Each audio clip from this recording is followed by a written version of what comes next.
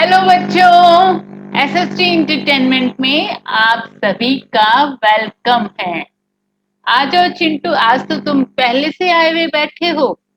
हाँ मैम, आज मैंने बहुत कुछ खा लिया। क्या खाया है ऐसा तुम? मैम मैं एक पार्टी में गया था और मैंने वहाँ पे बहुत सारी चीजें खाई।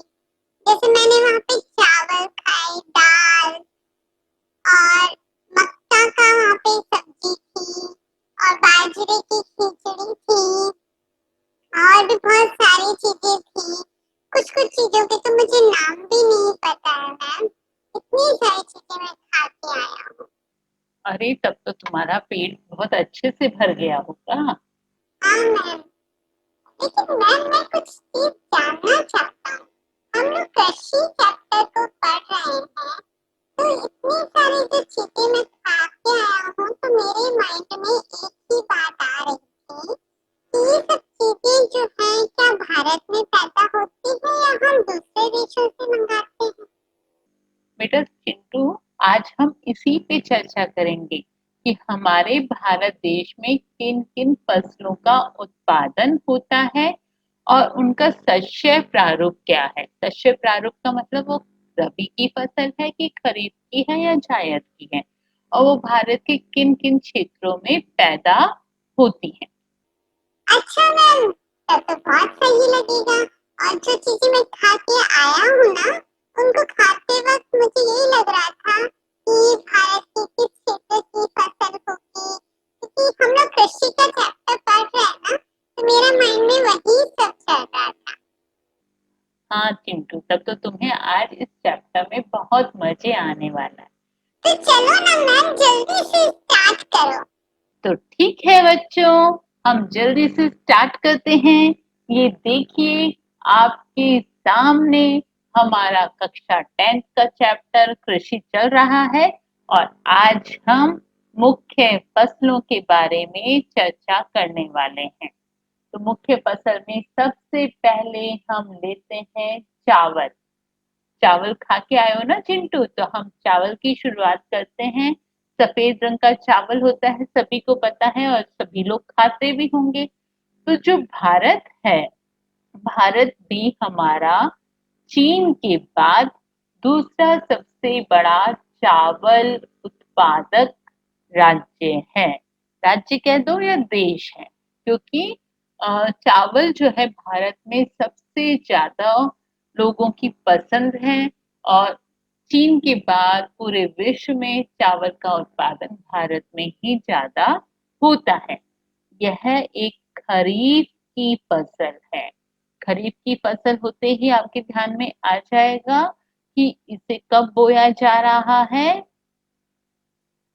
हाँ, मानसून आने के बाद इसे बो दिया जाता है और आपके दिवाली के समय यानी अक्टूबर नवंबर में तैयार हो जाता है, तो काट लिया जाता है। तो इस समय चावल की फसल रेडी है ना, क्योंकि अभी कौन सा मंथ चल रहा है? अक्टूबर चल रहा है मैम, तो चावल तैयार है और मैं चावल के खेत देख के भी आया था। हाँ, आपने बताया था मुझे। तो ये खरीफ की फसल है और चावल के लिए बच्चों कितना टेम्परेचर चाहिए? इसके लिए उच्च तापमान चाहिए। उच्च तापमान का मतलब 25 डिग्री सेल्सियस से ऊपर तापमान चाहिए और उसके साथ बारिश भी काफी चाहिए, क्योंकि इसको काफी ज्यादा आर्द्रता की आवश्यकता होती है। जो चावल के पौधे होते हैं ना, वो पानी में डूबे रहते हैं। तो 100 सेंटीमीटर से भी अधिक वर्षा की आवश्यकता होती है और यह उत्तर और उत्तर पूर्वी मैदानों, तटीय क्षेत्रों, डेल्टाई प्रदेशों में उगाया जाता है। वहां पे क्यों? क्योंकि वहां पे बारिश भी बहुत ज्यादा है और तापमान भी काफी है, इसलिए वो इलाका चावल के लिए एकदम उपयुक्त होता है। और सिंचाई का यदि विस्तार कर लेना, तो सिंचाई का विस्तार करके पंजाब, हरियाणा, पश्चिमी उत्तर प्रदेश और राजस्थान में भी चावल उगाना संभव हो गया है, क्योंकि चावल के लिए पानी चाहिए ना।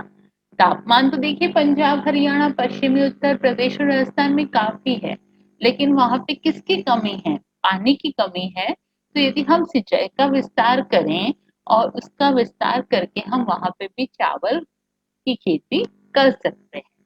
ठीक है? तो ये देखिए कि चावल का खेत आपके सामने नज़र आ रहा है बच्चों। ये देखो ये चावल का खेत है और यहाँ चावल पैदा हुआ है। ठीक है? हाँ मैम, ये तो बड़ा अच्छा लग रहा है। ऐसा ही खेत था और वहाँ भी चावल तैयार हो चुका था। हाँ, तो बच्चों आपके सामने भारत का मानचित्र दिखाई दे रहा है। ये मानचित्र जो है इसमें इस मानचित्र में आप देखिए चावल के प्रमुख क्षेत्र और गौण क्षेत्र दिखाई दे रहे हैं। यानी जिन क्षेत्रों में चावल ज्यादा उत्पादित हो रहा है वो आपका थोड़ा ज्यादा थोड़ा गहरा है और जो गौण क्षेत्र है उसमें आपका थोड़ा हल्का कलर दिखाई दे रहा है। तो प्रमुख क्षेत्र में आप देख ही सकते हैं कि भारत के जो उत्तर पूर्वी राज्य हैं, ठीक है, ये उत्तर के राज्य, ये पूर्व के राज्य, ये उत्तर पूर्वी राज्य, ये वाले यहाँ पे चावल उत्पादित हो रहा है। दूसरा कि सारा तटीय इलाका और जितना भी डेल्टाई प्रदेश है यहाँ पे चावल उत्पादित हो रहा है। मतलब उत्तर प्रदेश, बिहार, पश्चिमी बंगाल, उड़ीसा, झारखंड, मध्य प्रदेश का थोड़ा इलाका, तमिलनाडु, आंध्र प्रदेश, आपका ये सारा इलाका जितना भी है यहाँ पे चावल उत्पादित हो रहा है। ठीक है? नेक्स्ट जो मैप है उसमें आपका गेहूं उत्पादित क्षेत्र दिखाई दे रहा है। ये देखिए गेहूं का उत्पादित क्षेत्र वाला ये वाला एरिया ये प्रमुख क्षेत्र है और दूसरा जो है ये गौण क्षेत्र है। ठीक है? ये आपके एनसीईआरटी की बुक में भी है ये वाला मानचित्र। तो आप देखेंगे कि यहाँ पे आपके पंजाब, हरियाणा, उत्तराखंड, उत्तर प्रदेश, राजस्थान का कुछ इलाका, मध्य प्रदेश, ये सारा इलाका जो है यहाँ पे गेहूं का उत्पादन होता है। तो नेक्स्ट हम गेहूं के बारे में देख लेते हैं कि गेहूं जो है वो भारत की दूसरी महत्वपूर्ण खाद्यान्न फसल है।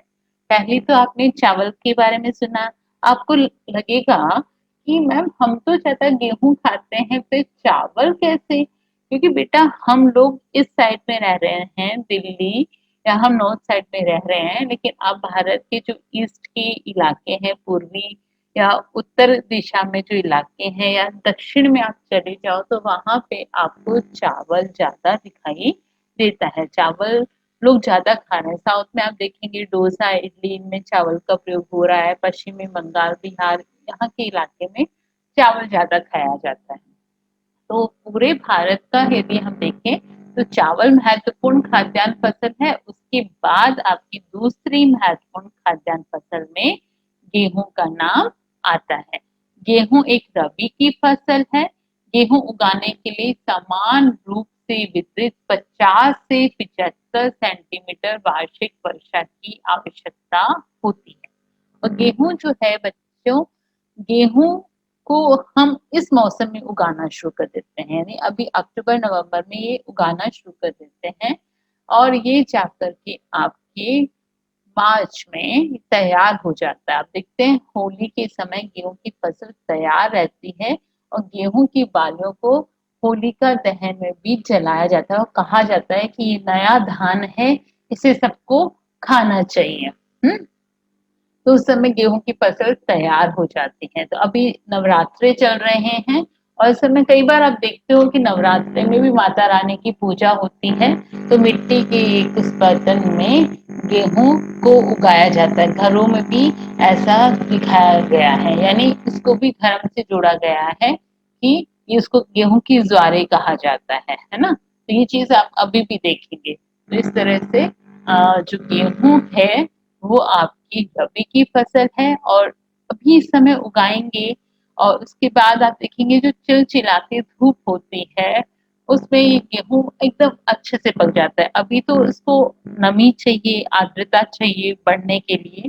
तो सर्दियां उसके लिए बहुत सही है और जो सर्दियों में बारिश होती है जिसे मावठ कहते हैं वो भी गेहूं की फसल के लिए बहुत अच्छी होती है। और बाद में जब फरवरी, मार्च, अप्रैल में जब एकदम चिलचिलाती धूप आती है उस समय गेहूं की फसल एकदम अच्छे से पक करके तैयार हो जाती है। उत्तर पश्चिम में गंगा सतलज का मैदान जो है और दक्कन का काली मिट्टी वाला प्रदेश और पंजाब, हरियाणा, उत्तर प्रदेश, मध्य प्रदेश, बिहार, राजस्थान के कुछ भाग ये गेहूं उत्पादक राज्य हैं। ठीक है, तो ये गेहूं उत्पादक राज्य हैं। आपको मैप में दिखा देते हैं। देखिए भारत का मैप है, इसमें आपको गेहूं उत्पादक राज्य ये सब नजर आ रहे हैं। पंजाब, हरियाणा, राजस्थान का कुछ भाग, उत्तर प्रदेश, मध्य प्रदेश, उत्तराखंड, उत्तर प्रदेश के इलाके गेहूं उत्पादक राज्य हैं। अब गेहूं के बाद ये देखिए हमने यहाँ पे गेहूं की फसल को भी आपको दिखाया है। ये गेहूं की फसल एकदम तैयार हो गई है खेत में, है ना। अब गेहूं के बाद हम दूसरी लेते हैं मोटे अनाज। मोटे अनाज में क्या आता है? ज्वार, बाजरा, रागी, ये भारत में उगाए जाने वाले मुख्य मोटे अनाज हैं। कौन कौन से? ज्वार, बाजरा और रागी। जो रागी है बच्चों, इसमें बहुत ज्यादा लोहा, कैल्शियम, सूक्ष्म पोषक और भूसी मिलती है, यानी बहुत ही न्यूट्रिशियस होता है रागी। और रागी का उत्पादक राज्य है कर्नाटक, हिमाचल प्रदेश, उत्तराखंड, सिक्किम, झारखंड और अरुणाचल प्रदेश। ठीक है, तो इन इलाकों में रागी का उत्पादन होता है। दूसरा मोटा अनाज होता है बाजरा। बाजरा जो है बलुआ और उथली काली मिट्टी पर उगाया जाता है। तो बलुआ और उथली काली मिट्टी, बलुआ मिट्टी कहाँ मिल रही है? आपके राजस्थान में। ठीक है, और राजस्थान के अलावा उत्तर प्रदेश, महाराष्ट्र और गुजरात में आपको काली मिट्टी मिलेगी। तो बलुआ और उथली काली मिट्टी पर बाजरा उगाया जाता है। तो राजस्थान, उत्तर प्रदेश, महाराष्ट्र, गुजरात और हरियाणा इसके मुख्य उत्पादक राज्य हैं। तीसरा आता है आपका ज्वार। ज्वार जो है क्षेत्रफल और उत्पादन की दृष्टि से जो ज्वार है वो देश की तीसरी महत्वपूर्ण खाद्यान्न फसल है। यानी नंबर 1 पे आपकी चावल आ गई, नंबर 2 पे गेहूं आ गया और नंबर 3 पे आपकी ज्वार की फसल का उत्पादन होता है। ये मोटे अनाज नाम से मोटे अनाज है, बट ये बच्चों ये बहुत ही न्यूट्रिशियस होते हैं और हेल्थ के लिए बहुत ही अच्छे होते हैं। ये फसल आर्द्र क्षेत्रों में उगाए जाने के कारण सिंचाई की आवश्यकता नहीं होती, क्योंकि ऑलरेडी आर्द्र क्षेत्र है तो जमीन में काफी ज्यादा नमी होती है, जिसकी वजह से इन अनाजों को उगने में पानी की आवश्यकता या ज्यादा सिंचाई की आवश्यकता नहीं होती है। इसके उत्पादक राज्य हैं महाराष्ट्र, कर्नाटक, आंध्र प्रदेश और मध्य प्रदेश। तो ये 3 हमने मोटे अनाज के बारे में पढ़ा। कौन कौन से? रागी, बाजरा और ज्वार। तो आप ये 3 की तस्वीर देखना चाहोगे कि कैसा रागी होता है, कैसा बाजरा और कैसा ज्वार? क्यों चिंटू? हाँ मैम, मुझे दिखाओ ना, मुझे बड़ा ऐसे लग रहा है रागी कैसी दिखती है, बाजरा तो मैंने देखा है, लेकिन रागी और ज्वार का थोड़ा सा समझ नहीं आ रहा कि उनकी खेती कैसे होती। अच्छा, बाजरा तुमने ये कब देखा? मैम मैं आज ही बाजरे की खिचड़ी खा के आया था। ओह हाँ, अभी बताया भी था आपने कि मैं बाजरे की खिचड़ी खाया था। बेटा बाजरा में बहुत आयरन होता है और बाजरा जो है राजस्थान के लोगों का मुख्य खाद्यान्न होता है। तो ये देखिए, ये ज्वार की खेती है, ठीक है, और ये आपको जो दिख रहा है ये है आपकी रागी। ठीक है, ये रागी है, ये है आपका ज्वार और ये है आपका बाजरा। ठीक है, ये तीनों चित्र आपको अच्छे से समझ में आ रहा है। ये आपका रागी, ये आपका ज्वार और ये बाजरा। ठीक है, नेक्स्ट हम देखते हैं मक्का। मक्का जो है वो खरीफ की फसल है और इसके लिए 21 डिग्री सेल्सियस से 27 डिग्री सेल्सियस तापमान में और पुरानी जलोढ़ मिट्टी पर अच्छी प्रकार से ये उगाई जाती है।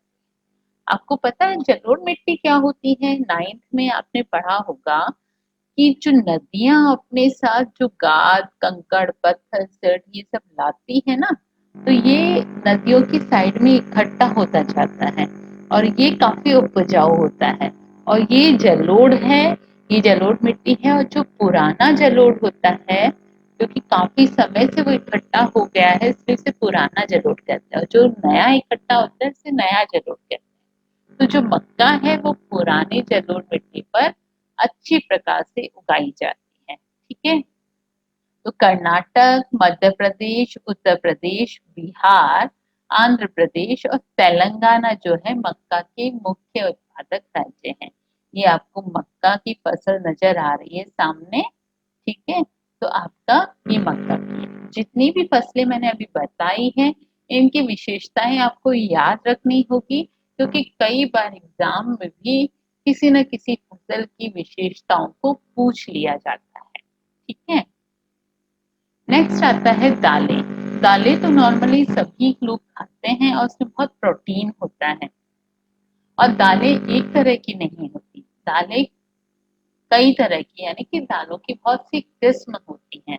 भारत जो है विश्व में दालों का सबसे बड़ा उत्पादक और उपभोक्ता देश है। उत्पादक यानी उत्पादन भी भारत में दालों का सबसे ज्यादा हो रहा है, और इसकी खपत यानी कंज्यूम भी ये बहुत ज्यादा, यानी यहाँ के लोग दालें ज्यादा खाते हैं। तो दालों में कौन कौन सी किस्म है?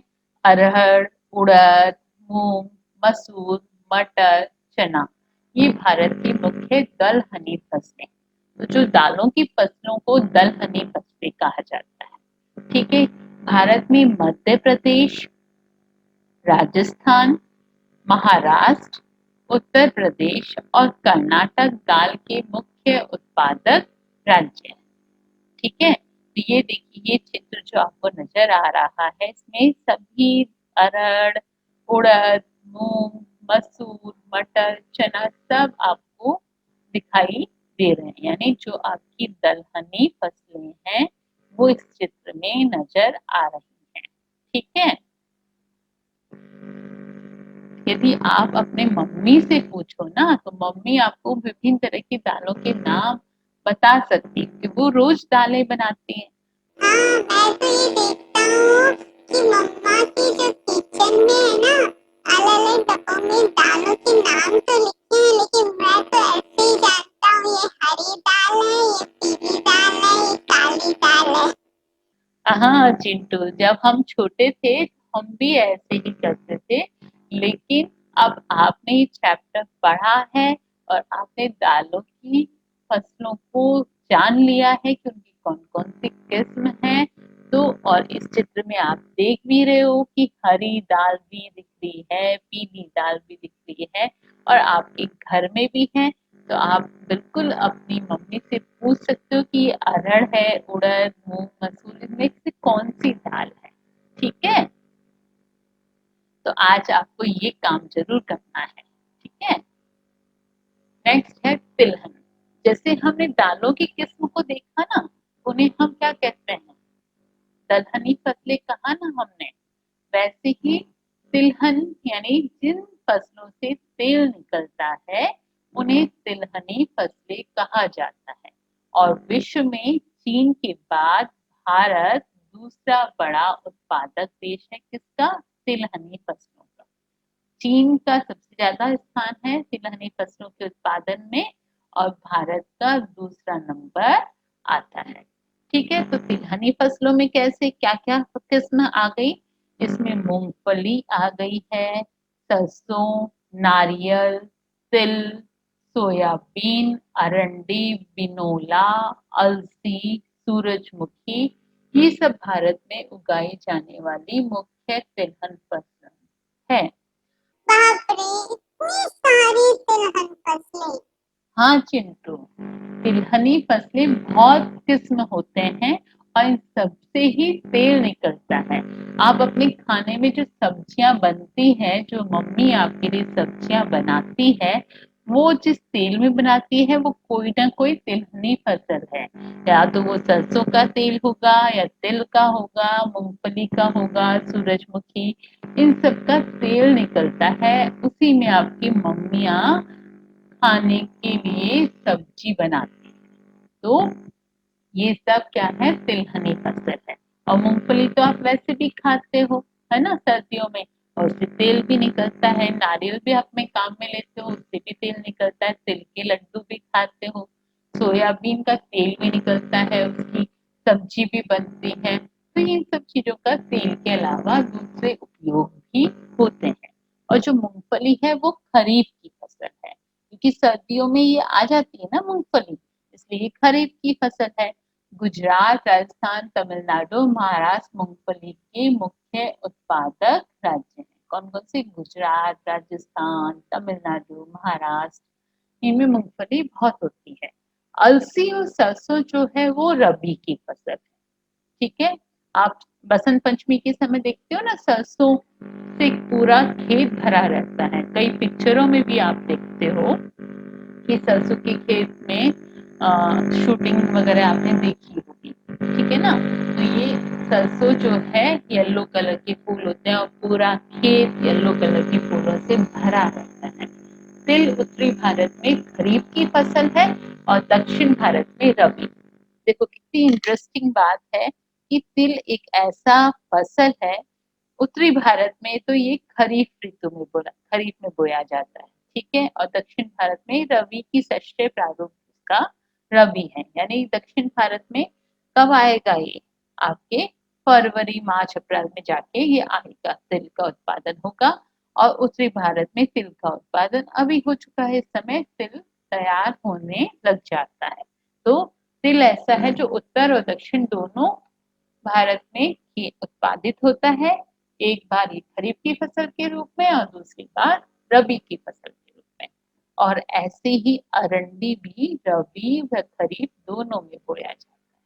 तो ये सब बातें ध्यान रखनी है आपको, क्योंकि 1 मार्क्स क्वेश्चंस जो बनते हैं वो ऐसे ही बन जाते हैं कि ऐसी कौन सी फसल है जो रबी और खरीफ दोनों में बोई जाती है। और उसमें आपको तिल भी दे देंगे, मूंगफली, सरसों, नारियल ये भी दे देंगे। तो आपको क्या पहचानना है कि तिल जो है खरीफ और रबी दोनों में बोया जाता है। तिल की जगह अरंडी भी दे सकते हैं, क्योंकि वो भी रबी व खरीफ दोनों में बोया जाता है। ठीक है। मैम मुझे ये सब तिलहनी फसलों के चित्र भी देखने हैं, ये भी दिखा दो ना कि कैसे इनकी खेतों में कैसे दिखते हैं। हाँ बिल्कुल, ये लो मैं अभी दिखाती हूँ आपको। ये देखिए, ये आपको येलो येलो फूल बताए हैं, बसंत पंचमी के समय तैयार हो जाते हैं। ये कौन सी फसल है? सरसों की। ठीक है। ये सरसों की फसल है। और ये आपका जो है ये है तिल। ठीक है। ये तिल का पौधा है। ये वाला आपका कौन सा है? मूंगफली। ठीक है। ये सर्दियों में मूंगफली जो आप खाते हो, जिसे सर्दियों का बादाम भी कहा जाता है, क्योंकि हर कोई बादाम नहीं खरीद सकता, क्योंकि बादाम महंगा होता है और मूंगफली महंगी नहीं होती। और उसमें भी उतना ही गुण होता है जितना बादाम में होता है, इसलिए मूंगफली को सर्दियों का बादाम भी कह देते हैं। और ये है आपकी अरंडी। ठीक है। हाँ मैम, ये देख के मुझे बहुत अच्छा लगा, मैं पहचान भी रहा हूँ कि कौन सी फसल कैसा उसका पौधा होता है। और ये देखिए, ये है आपका सोयाबीन। ठीक है। और ये है आपका सुंदर सुंदर फूल दिख रहे हैं, ये है आपका सूरजमुखी का पौधा, जिसे सूरजमुखी के फूल कहते हैं। कितने सुंदर लग रहे हैं और इनसे भी तेल निकलता है। और ये आपका पर्पल कलर के कितने प्यारे फ्लावर्स हैं। इनसे आप ये देखिए ब्राउन ब्राउन कलर की, ये क्या है? अलसी। और अलसी जो है इससे भी तेल निकलता है और ये कोलेस्ट्रॉल को भी बहुत कम करती है। और ये है आपका नारियल। कितने सारे नारियल लग रहे हैं ना। और ये है आपका बिनोला। बिनोला ये रुई की तरह सफेद बिनोला के हैं, जिनसे भी तेल निकलता है। तो ये सारी तिलहनी फसलें हैं। अब हमने खाद्यान्न फसलें तो देख ली, अब खाद्यान्नों के अलावा दूसरी जो अन्य खाद्य फसलें हैं वो कौन-कौन सी हैं? उसमें हम आ जाते हैं। सबसे पहले गन्ने की बात करते हैं। गन्ने का रस भी आप लोगों ने पिया होगा। तो जो गन्ना है वो उष्ण और उपोष्ण कटिबंधीय फसल है और ये फसल 21 डिग्री सेल्सियस से 27 डिग्री सेल्सियस तापमान और 75 सेंटीमीटर से 100 सेंटीमीटर वार्षिक वर्षा वाली उष्ण और आर्द्र जलवायु में बोई जाती है। और यदि हम गन्ने का उत्पादन की बात करें तो ब्राजील के बाद भारत गन्ने का दूसरा सबसे बड़ा उत्पादक देश है। गन्ना से क्या-क्या बन रहा है? चीनी, गुड़, खांडसारी और शीरा, ये सब चीजें गन्ने से बनती हैं। उत्तर प्रदेश, महाराष्ट्र, कर्नाटक, तमिलनाडु, आंध्र प्रदेश, तेलंगाना, बिहार, पंजाब और हरियाणा गन्ना के मुख्य उत्पादक राज्य हैं। तो इतने सारे राज्यों में गन्ना उत्पादित हो रहा है, ठीक है। और गन्ने का बहुत ज्यादा उपयोग भी होता है। ये देखिए गन्ने की फसल आपको, ये गन्ने के खेतों में मैं लेके पहुंच रही हूँ आपको। ये सारे गन्ने लग रहे हैं, कितने लंबे लंबे, कितना सुंदर लग रहा है ना बेटा? हाँ मैम, कितने अच्छे लग रहे हैं, मुझे तो खेत बहुत ही सुंदर लगते हैं। तो ये हमने दूसरा खाद्यान्न फसलों के अलावा जो अन्य खाद्य फसलों में हमने किसको देखा? गन्ना को। अब उसके बाद आता है चाय। चाय और कॉफी ये पेय फसलें हैं। इनको हम पीते हैं ना, इसलिए ये पेय फसलें कहलाती हैं। चाय की खेती रोपण कृषि का उदाहरण है। रोपण कृषि का मतलब क्या है कि एक बहुत बड़े क्षेत्र में एकल फसल बोई जाती है, ठीक है। और ये चाय जो है हमारे भारत में असम, पश्चिमी बंगाल, दार्जिलिंग, जलपाईगुड़ी की पहाड़ियां, तमिलनाडु, केरल इनमें उत्पादित होती हैं। चाय को एक श्रम सघन उद्योग कहा गया है क्योंकि इसके लिए बहुत ज्यादा मेहनत की आवश्यकता होती है और भारत विश्व का दूसरा बड़ा चाय उत्पादक देश है। आप देखेंगे जो पहाड़ियों होती हैं, ढलानों में चाय की खेती की जाती है क्योंकि ये बहुत नाजुक पौधा है और इसको पानी ऐसे चाहिए कि पानी रुकना नहीं चाहिए। तो इसलिए वो ढलान वाले इलाके में चाय की खेती होती है ताकि जो पानी है वो इनको मिले और वो वहाँ पे इकट्ठा नहीं, ठीक है। तो ढलान वाले इलाकों में की जाती है और आप असम के जो चाय बागान वगैरह यदि उनकी तस्वीर देखेंगे तो बहुत मेहनत वाला ये उद्योग है क्योंकि यहाँ पे जब चाय की पत्तियों को इकट्ठा करने में काफी लेबर्स लगी रहती हैं। औरतें पीछे बास्केट टांगी रहती हैं और उसमें चाय की पत्तियों को तोड़ तोड़ के ऐसे डालती हैं। और कॉफी जो है, कॉफी की खेती भाभा बुदन की पहाड़ियों से हुई थी और आज इसकी खेती जो नीलगिरी की पहाड़ियां हैं उसके आसपास कर्नाटक, केरल और तमिलनाडु में की जाती है। नीलगिरी की पहाड़ियां किधर है? जो भारत में पश्चिमी घाट है ना, वहां पे नीलगिरी की पहाड़ियां हैं। तो उसके आसपास का इलाका कौन कौन सा हो गया? कर्नाटक, केरल और तमिलनाडु। वहां पे कॉफी की खेती की जाती है और हमारे देश में अरेबिका किस्म की कॉफी पैदा होती है और जो आरंभ में कहाँ से लाई गई थी? यमन से लाई गई, ठीक है। तो यहीं से एक एक मार्क्स के क्वेश्चन बन जाते हैं कि कौन से किस्म की कॉफी भारत में पैदा होती है और ये कहाँ से लाई गई थी? तो यमन से लाई गई थी, ठीक है। तो हम चाय और कॉफी का जो है आपको दिखा देते हैं।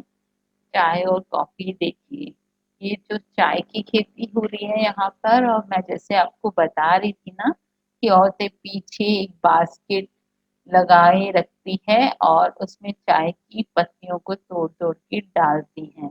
और ये देखिए कॉफी की खेती हुई हुई है और ये कॉफी के आपको नजर आ रहे हैं ब्राउन ब्राउन, ये सब कॉफी है, ठीक है। तो ये अरेबिका किस्म की कॉफी भारत में पैदा होती है। अब इसके बाद हमारा नेक्स्ट आता है बागवानी फसलें। बागवानी फसलों में फल और सब्जियां वगैरह आ जाती हैं। फल और सब्जियों के उत्पादन में 2015 में चीन के बाद भारत का दूसरा स्थान था।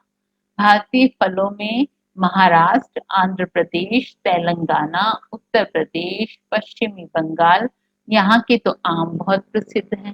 सब लोग गर्मियों में आम खाते हैं ना? हाँ मैम, मैं तो मैंगो शेक बहुत मजे से पीता हूँ। हाँ, तो ये जो मैंगो आपके आते हैं आपके सिटी में, वो कहाँ से आ रहे हैं? महाराष्ट्र, आंध्र प्रदेश, तेलंगाना, उत्तर प्रदेश, पश्चिमी बंगाल, यहाँ से आते हैं।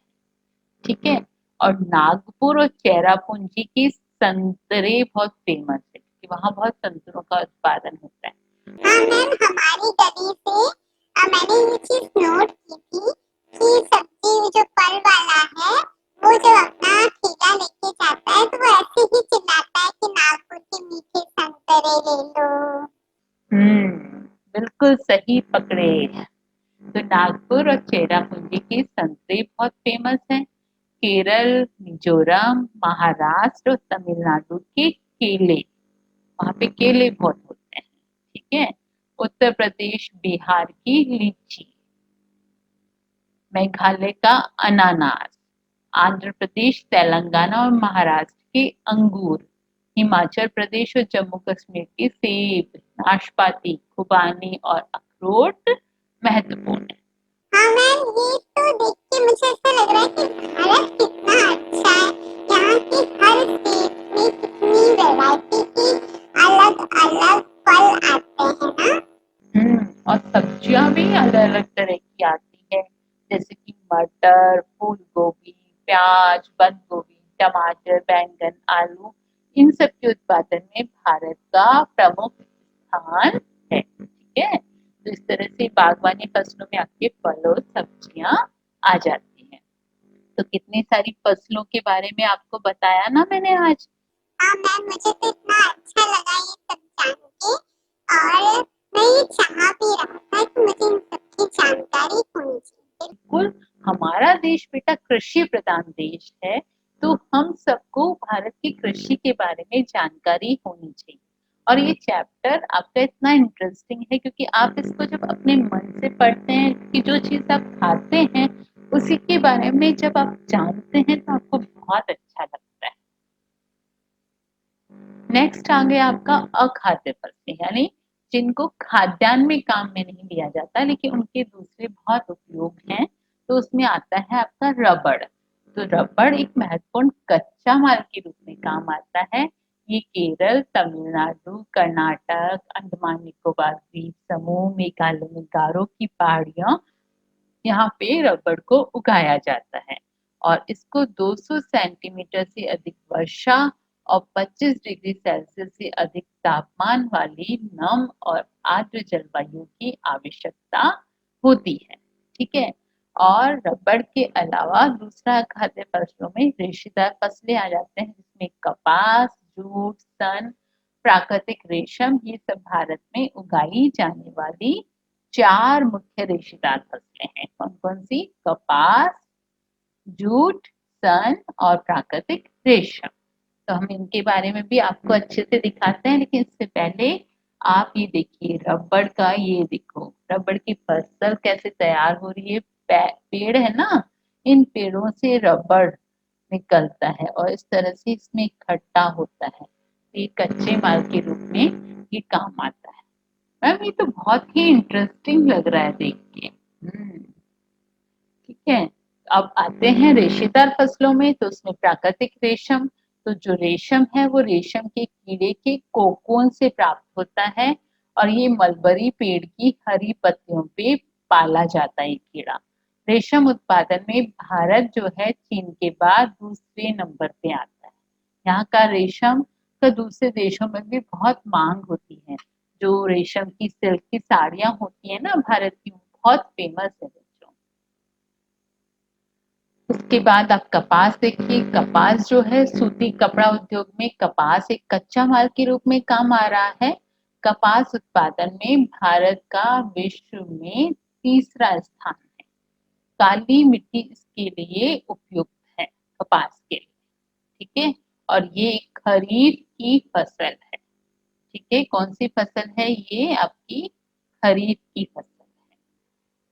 महाराष्ट्र, गुजरात, मध्य प्रदेश, कर्नाटक, आंध्र प्रदेश, तेलंगाना, तमिलनाडु, पंजाब, हरियाणा, उत्तर प्रदेश ये सब कपास के उत्पादक राज्य। ठीक है, काली मिट्टी आपको जियो का आपको फर्स्ट चैप्टर में भी आपने पढ़ा था ना। काली मिट्टी जो है वो कपास की खेती के लिए बहुत उपयुक्त है। काली मिट्टी को रेगर मिट्टी भी कहा जाता है। तो महाराष्ट्र, गुजरात, एमपी, कर्नाटक, तेलंगाना, तमिलनाडु, पंजाब, हरियाणा यहाँ पे कपास का उत्पादन होता है।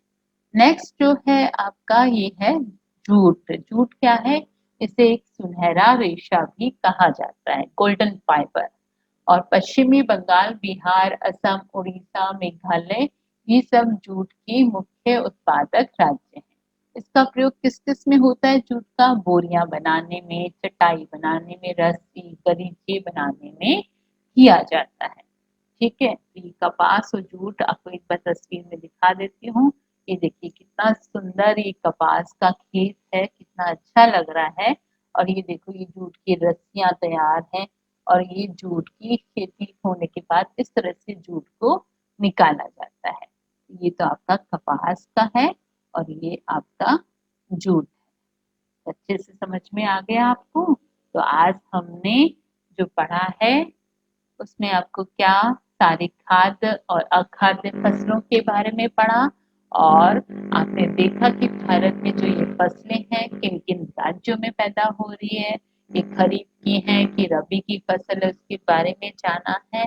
और चूंकि भारत एक कृषि प्रधान देश है इसलिए आपको इसके बारे में जानकारी होनी जरूरी है।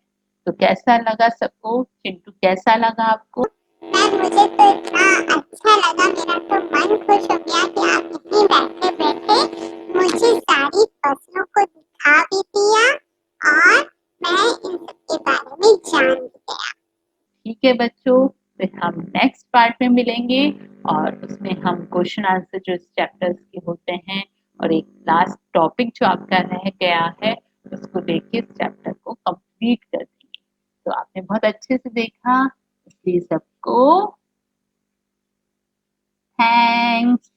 ओके बाय बच्चों, फिर से मिलते हैं और खूब सारे बच्चों आप लोग इसको शेयर करिए अपने फ्रेंड्स को।